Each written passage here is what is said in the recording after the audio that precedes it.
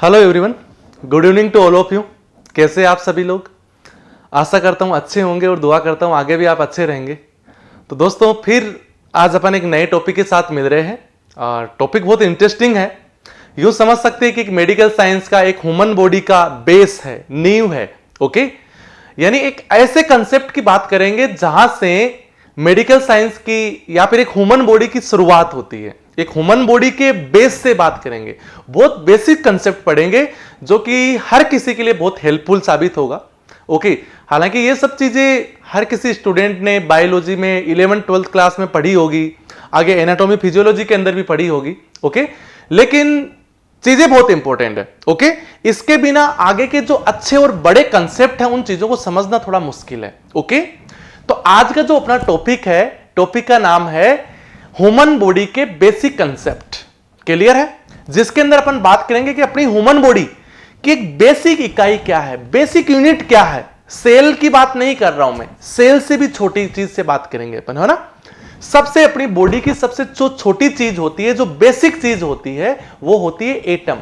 Clear है? क्या होती है? एटम। बहुत सारे एटम मिलके एक एलिमेंट बनाते हैं, एलिमेंट मिलके फिर मॉलिक्यूल्स बनाते हैं, मॉलिक्यूल्स मिलके उसके बाद एक सेल बनते हैं ह्यूमन बॉडी की, उसके बाद टिश्यूज बनते हैं और टिश्यूज से कुछ ऑर्गन बनते हैं, ऑर्गन से ह्यूमन बॉडी के कुछ सिस्टम्स बनते हैं और ये टोटल 12 सिस्टम मिलके एक ह्यूमन बॉडी का निर्माण करते हैं। ओके, तो इन सारे इसी बेसिक कंसेप्ट को आज अपन डिस्कस करने वाले हैं। ओके, तो चलो करते हैं अपन स्टार्ट, शुरुआत करते हैं। ओके, ठीक है। ओके, बॉडी बेसिक यानी बेसिक कंसेप्ट, बिल्कुल बेसिक कंसेप्ट की बात करेंगे। ओके ओके ओके, टॉपिक का नाम क्या है? Body basic. बेसिक कंसेप्ट क्या है ह्यूमन बॉडी के? Smallest structure found in living things is the cell. आपने देखा होगा ना, यदि आपसे पूछा जाए कि अपनी बॉडी की सबसे स्मॉलेस्ट लिविंग थिंग्स क्या है, तो वो क्या होगी? सेल होगी। यदि आपसे पूछा जाए कि अपनी बॉडी की सबसे स्मॉलेस्ट नॉन लिविंग थिंग्स क्या होगी, तो वो होगी एटम। Okay, atom. क्योंकि सेल क्या है? सेल तो एक ह्यूमन बॉडी की तरह काम करती है। जैसे एक अपनी ह्यूमन बॉडी के अंदर बहुत सारे ऑर्गन्स होते हैं, उसी प्रकार से एक सेल के अंदर भी बहुत सारे ऑर्गेनेल्स होते हैं। तो वो तो एक लिविंग थिंग्स है, सबसे स्मॉलेस्ट स्ट्रक्चर है वो, पर वो लिविंग थिंग्स है। ओके, नॉन लिविंग थिंग्स के बारे में पूछा जाए तो वो क्या होगा? एटम होगा। क्लियर है? तो smallest structure found in living things is cell and trillions of them make up of each human body. एक प्रत्येक ह्यूमन बॉडी को बनाने के लिए कितनी? कई ट्रिलियन सेल की जरूरत होती है और कई ट्रिलियन सेल मिलके क्या बनाती है? ह्यूमन बॉडी बनाती है। और ये आपस के अंदर ये जो कई ट्रिलियन सेल्स होती है वो आपस में डिवाइडेड होती रहती है, 1 से 2, 2 से 4 बनती रहती है और कुछ सेल्स होती है वो टूटती रहती है, जिसको अपन क्या बोलते हैं? मेंटेनेंस बोलते हैं। एक सेल डिवाइड हुई, उसके बाद वो ग्रो करेगी, ग्रो करके कहीं से डैमेज हुई तो रिपेयर हो जाएगी, वापस सेल बनती रहेगी। इसी प्रकार से अपनी बॉडी में वो क्रम चलता रहता है। यानी आप ऐसे समझ सकते हैं कि जैसे मैंने एक तरह से क्लैपिंग की, क्लैपिंग करते ही मेरे हाथ की पता नहीं कई तरह की सेल्स होगी वो डैमेज हो गई, बल्कि अगले ही पल बहुत सारी सेल्स नहीं बन जाती है। ओके, तो बहुत सारी सेल्स टूटती रहती है, बनती रहती है, एक तरह से मेंटेनेंस फेज चलता रहता है। ओके, सेल्स ग्रो होती रहती है, रिपेयर होती रहती है और इसी प्रकार से अपनी ह्यूमन बॉडी है वो कंसिस्टेंटली एक तरह से बनी रहती है। Okay, making a human body, एक ह्यूमन बॉडी किस प्रकार से बनती है? मेकिंग ए ह्यूमन बॉडी किस प्रकार से बनती है? Everything in body made us of atom. मैंने आपको पहले ही क्लियर किया था, अपनी ह्यूमन बॉडी की प्रत्येक चीज किससे बनी है? एटम से मिलकर बनी है। सबसे बेसिक यूनिट क्या है? एटम है। Okay, the thinnest building blocks of matter, atom combine to form molecules. सबसे बेसिक कंसेप्ट क्या था? एटम था। लेकिन बहुत सारे एटम्स आपस में कंबाइन होते रहेंगे और कंबाइन होके वो क्या बनाएंगे? कुछ मॉलिक्यूल्स बनाएंगे। ओके, वो क्या बनाएंगे? कुछ मॉलिक्यूल्स बनाएंगे। ओके, मिलियंस ऑफ मॉलिक्यूल्स और कई million molecules form every cell. और प्रत्येक सेल को बनाने के लिए, एक ह्यूमन बॉडी के अंदर कई ट्रिलियन सेल होती है और एक प्रत्येक सेल को बनाने के लिए प्रत्येक सेल को बनाने के लिए कितने, कई मिलियन एटम्स की जरूरत होती है। ओके, कई मिलियंस इसके अंदर एटम्स की जरूरत होती है। Okay, millions of molecules form every cell in body, there are more than 200 types of cell with similar cell working in team term called tissue. Okay, अपनी बॉडी को कंप्लीटली बनाने के लिए कई ट्रिलियंस सेल की जरूरत होती है और एक प्रत्येक सेल को बनाने के लिए कई मिलियंस एटम की जरूरत होती है, और ये सब मिलके एक सेल बनाते हैं और अपनी ऑल ओवर बॉडी में 200 से भी ज्यादा तरह की सेल्स होती है। 200 से भी ज्यादा तरह की सेल्स मिलके अपनी बॉडी को बनाती है। सिर्फ 200 सेल नहीं होती है, सेल्स तो कई ट्रिलियंस होती है, पर उनके टाइप्स की बात कर रहे हैं अपन। 200 से भी ज्यादा तरह की सेल्स मिलके अपनी एक ह्यूमन बॉडी का निर्माण करती है। क्लियर है? और बहुत सारी सेल आपस में मिलकर एक ग्रुप बनाती है जिसको अपन टिश्यू बोलते हैं, हिंदी में उत्तक बोलते हैं जिसे। ठीक है, क्लियर है? Okay, bodies many organ and system are made up of different tissues, और कई प्रकार के टिश्यूज मिलके एक ऑर्गन बनाते हैं, कई ऑर्गन मिलके एक सिस्टम बनाते हैं, और अपनी बॉडी के अंदर टोटल 12 सिस्टम होते हैं जो मिलके एक ह्यूमन बॉडी बनाते हैं। क्लियर? जिसको अपन एक डायग्राम की मदद से भी समझने की और कोशिश करेंगे। चलो आगे चलते हैं। ओके ओके, आगे चलते हैं अपन। ओके, इस डायग्राम की हेल्प से आप थोड़ा और अच्छे से समझने की कोशिश करिए। ओके, एटम्स एंड मॉलिक्यूल्स, सबसे छोटी स्ट्रक्चर क्या थी? एटम। बहुत सारे एटम्स ने मिलकर क्या बनाया? मॉलिक्यूल्स बनाया। ओके, और ये जो मॉलिक्यूल्स होते हैं, ये मॉलिक्यूल्स एलिमेंट्स के साथ कंबाइन होंगे, और एलिमेंट्स के साथ कंबाइन होके सेल्स बनाएंगे। कैसे बनाएंगे? देखो, एटम्स है, मॉलिक्यूल्स है, इन्होंने क्या बनाए? एलिमेंट्स बनाए, और ये सारी चीजें मिलके क्या बनाया? एक ह्यूमन बॉडी की सेल बना दी। और बहुत सारी सेल्स मिलके क्या बना रही है? टिश्यू बना रही है। बहुत सारे टिश्यूज मिलके क्या बना रहे हैं? एक ऑर्गन का निर्माण कर रहे हैं। बहुत सारे ऑर्गन्स मिलके क्या बना रहे हैं? एक बॉडी का सिस्टम बना रहे, जैसे रेस्पिरेटरी सिस्टम है, मस्कुलोस्केलेटल सिस्टम है, नर्वस सिस्टम हो गया, ओके, रेस्पिरेटरी सिस्टम हो गया, एक्सक्रीटरी सिस्टम हो गया, डाइजेस्टिव सिस्टम हो गया, एंडोक्राइन सिस्टम हो गया। ऐसे टोटल कितने सिस्टम बना रहे? 12 सिस्टम बना रहे हैं। ओके, और ये सारे 12 सिस्टम मिलके एक अपनी ह्यूमन बॉडी का निर्माण कर रहे हैं। ओके, और बहुत सारे बॉडी सिस्टम मिलके क्या बना दिया? एक कंप्लीट ह्यूमन बॉडी बना दी। क्लियर है? तो इन सभी चीजों को और डिटेल से देखते हैं। स्मॉलेस्ट पार्ट इन बॉडी क्या है? एटम है। Okay, these tiny building blocks form the elements, क्या बनाते हैं? बहुत सारे मिलके कुछ एलिमेंट्स बनाते हैं, जैसे कार्बन। कार्बन क्या एक तरह का एलिमेंट है। कार्बन से ही सारी की सारी बॉडी की सारी चीजें मिलती है, क्योंकि वो कार्बन से ही मिलके बनी होती है। Okay, atoms can also join together in groups called molecules, और एटम्स होते हैं वो एक ग्रुप के अंदर मिलते जाते हैं, खूब सारे एटम्स मिलके ग्रुप बना लेते हैं जिसको अपन मॉलिक्यूल्स बोलते हैं। ओके, क्लियर है? जैसे एग्जांपल के तौर पे देखेंगे कि वाटर क्या है? वाटर एक मॉलिक्यूल है। बहुत सारे एटम ने मिलके बनाया ना मॉलिक्यूल। वाटर एक खुद एक मॉलिक्यूल्स है, पर बनता कैसे है? ये H2O, इसका फॉर्मूला होता है वाटर का H2O, यानी H2 और O2, यही होता है H2 और O2। H2 यानी हाइड्रोजन, जो कि एक प्रकार का एलिमेंट है, और O2 यानी ऑक्सीजन, जो कि एक प्रकार का एटम है। ऑक्सीजन और हाइड्रोजन ने मिलकर क्या बनाया? वाटर बनाया। इसी प्रकार से एक फॉर्मूला बन गया। इसी प्रकार से अपनी बॉडी के अंदर एनी टाइम प्रेजेंट रहने वाली एक चीज बन गई। क्या बन गई? वाटर बन गया। क्लियर है? पर बना किससे है? एटम से ही मिलके बना है। एटम से मॉलिक्यूल्स बना है, मॉलिक्यूल्स एलिमेंट्स के साथ कंबाइन होकर क्या बनाया है? वाटर बनाया है। क्लियर है? ओके, चलो अपन आगे चलते थोड़ा और डिटेल से इसको समझने की कोशिश करते हैं। ओके, चलो अब आ जाते हैं अपन एटम पे, है ना। एटम क्या है? एटम क्या है इसी को अपन समझते हैं। जो प्रत्येक एटम होता है, जो अपन ने बात की सबसे स्मॉलेस्ट स्ट्रक्चर, जो कई मिलियन एटम मिलकर एक सेल बनती है और कई ट्रिलियन सेल्स मिलकर एक ह्यूमन बॉडी बनती है, तो अपन सोच सकते हैं कि एटम अपनी बॉडी का बहुत ज्यादा छोटा पार्ट है, बहुत ही ज्यादा छोटा पार्ट है। और उस एटम की भी स्ट्रक्चर की बात करेंगे तो यह आपने 11th 12th क्लास में 10th क्लास में भी पढ़ा होगा कि जो एक एटम होता है उसके 3 पार्ट्स होते हैं। Okay, number 1 proton, number 2 neutron, number 3 electron.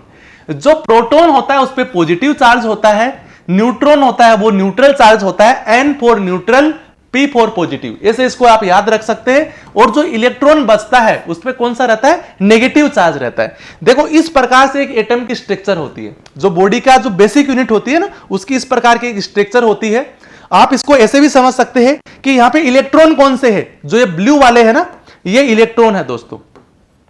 ये जो ब्लू वाले है वो इलेक्ट्रॉन है, और इस पे किस प्रकार का चार्ज रहता है, इस पे नेगेटिव चार्ज रहता है, इसके ऊपर नेगेटिव चार्ज रहता है। ओके, और जो ग्रीन वाले हैं वो न्यूट्रॉन है, यानी इनके ऊपर न्यूट्रल चार्ज है। ये न्यूट्रॉन है, ये न्यूट्रॉन है, और इसके ऊपर चार्ज कैसा है, जीरो चार्ज है इसके ऊपर, यानी इसको नो भी एक तरह से बन सकता है कि इसके ऊपर कैसा चार्ज है, इसके ऊपर नो चार्ज, यानी न्यूट्रल है, कोई चार्ज इस पे प्रेजेंट नहीं है। फिर आता है प्रोटॉन। प्रोटॉन के ऊपर पॉजिटिव चार्ज है, और वो किससे इंडिकेट हो रहा है, रेड से इंडिकेट हो रहा है। ओके, ये किससे इंडिकेट हो रहा है दोस्तों, ये रेड से इंडिकेट हो रहा है।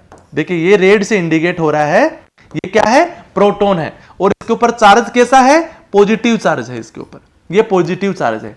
ये होती है एटम की स्ट्रक्चर। किसकी स्ट्रक्चर है, ये एटम की स्ट्रक्चर है दोस्तों। ओके, चलो अपन आगे बढ़ते हैं।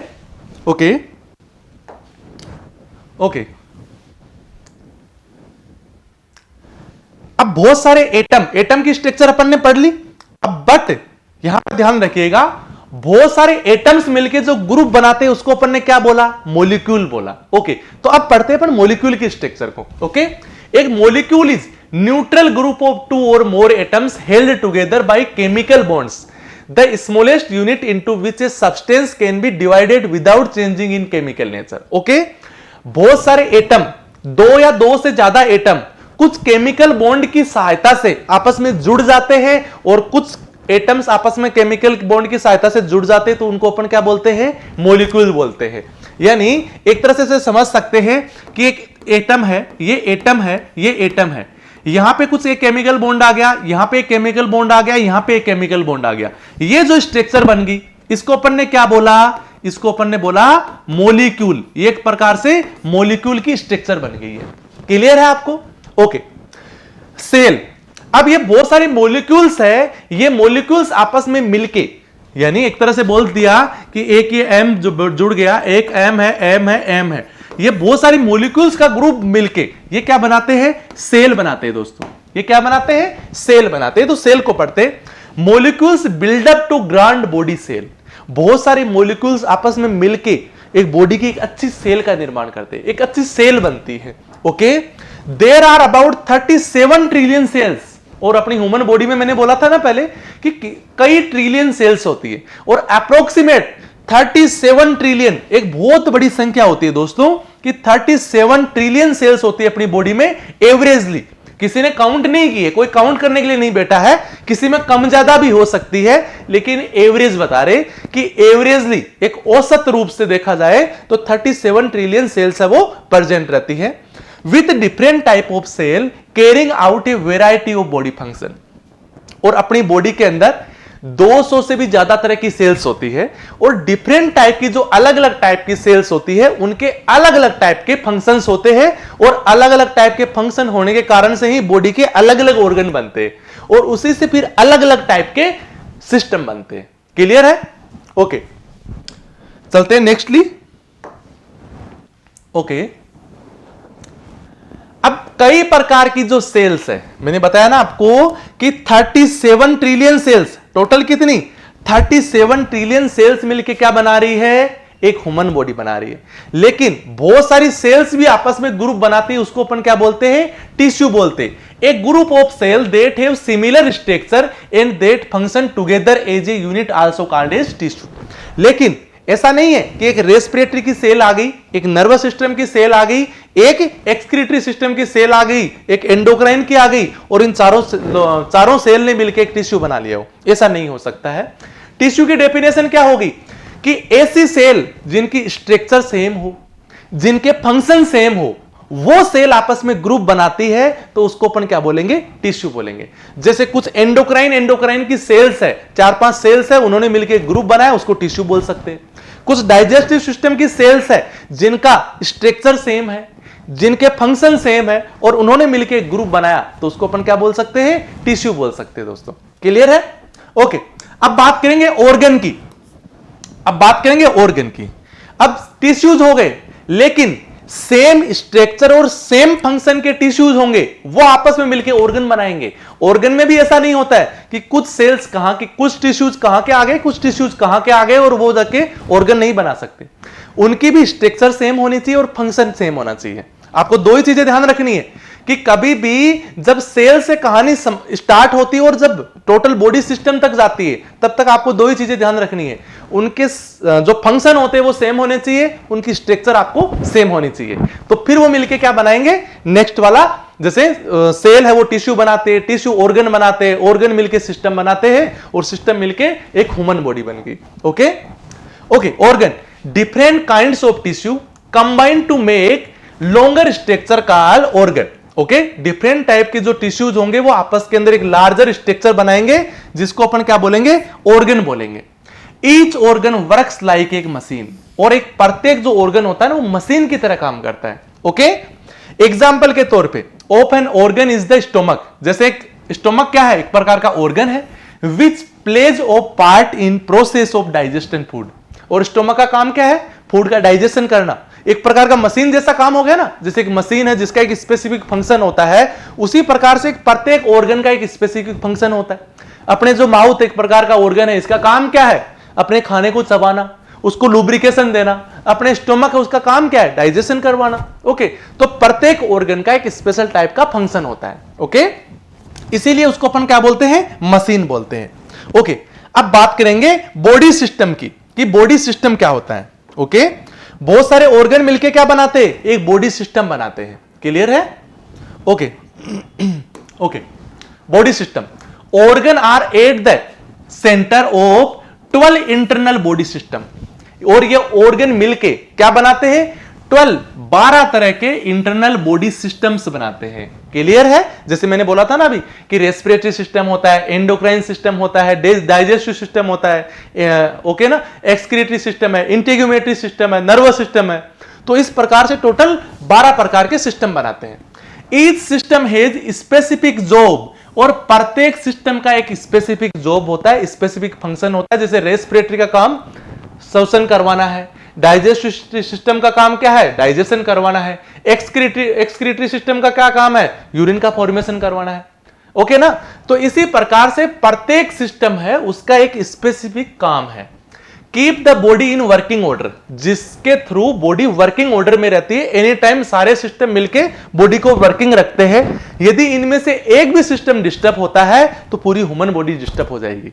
क्लियर है। यदि एक भी सिस्टम कंप्लीटली डेड हो गया तो उसके बिना अपनी बॉडी का वर्किंग करना पॉसिबल नहीं होता है। Okay, the stomach is one of the main organ of digestive system. उसी प्रकार से जैसे देखा जाए ना, कुछ ऑर्गन एक्सेसरी होते हैं, कुछ मेन ऑर्गन होते हैं। जैसे अपन ने डाइजेस्टिव सिस्टम में बात की, तो डाइजेस्टिव सिस्टम के अंदर मेन ऑर्गन है स्टोमक। यदि स्टोमक ही नहीं होगा तो फिर इंटेस्टाइन वगैरह का कुछ यूज ही नहीं है। अपने नर्वस सिस्टम की बात करेंगे, नर्वस सिस्टम का मेन पार्ट है ब्रेन। यदि ब्रेन ही नहीं होगा तो उसके बाद नर्वस सिस्टम का कोई मतलब नहीं है। ओके ना। अपने एंडोक्राइन सिस्टम के अंदर बात करेंगे तो वहां पिट्यूटरी और हाइपोथैलेमस मेन ऑर्गन है। यदि वो नहीं होंगे तो दूसरे एक्सेसरी ऑर्गन का मतलब ही नहीं है। तो वो कुछ मेन ऑर्गन होते हैं जो उनको डीलिंग करते हैं। ओके, अब बात करेंगे कंप्लीट ह्यूमन बॉडी बनने की, क्योंकि बहुत सारे 12 सिस्टम बन गए हैं और ये 12 सिस्टम मिलकर क्या बनाएंगे, ह्यूमन बॉडी बनाएंगे। कैसे, when the complex combination of integrated system, ये जो 12 इंटीग्रेटेड सिस्टम है ये आपस के अंदर कंबाइन होते हैं। Total system, organ, tissues work together, और सारे ऑर्गन्स आपस के अंदर एक साथ काम करते हैं। तो उस प्रकार से क्या बनता है, एक प्रकार की कंप्लीट ह्यूमन बॉडी का निर्माण होता है। दोस्तों क्लियर है। ओके, आप सभी लोगों को समझ में आया होगा। ओके, तो ये थी अपनी एक ह्यूमन बॉडी कैसे बनती है। ओके, इससे जो आगे की क्लास है उसके बारे में अपन नेक्स्ट क्लास में बात करेंगे कि अपनी बॉडी के अंदर केमिकल कंपाउंड कौन कौन से होते हैं। ओके, यहां तक अपन ने बात की कि एक बेसिक कंसेप्ट क्या होता है ह्यूमन बॉडी का। क्लियर है। तो आशा करता हूं अच्छा लगा होगा, आपको अच्छे से समझ में आया होगा। यदि आप चैनल पे नए हैं तो चैनल को सब्सक्राइब जरूर करके जाइएगा और बेल आइकन को भी प्रेस कर देना, जिससे आगे आने वाली जो भी वीडियोस है उनका आपको प्राइमरीली सबसे पहले नोटिफिकेशन है वो मिल सके। ओके, तो थैंक यू, मिलते हैं अपन नेक्स्ट क्लास के अंदर।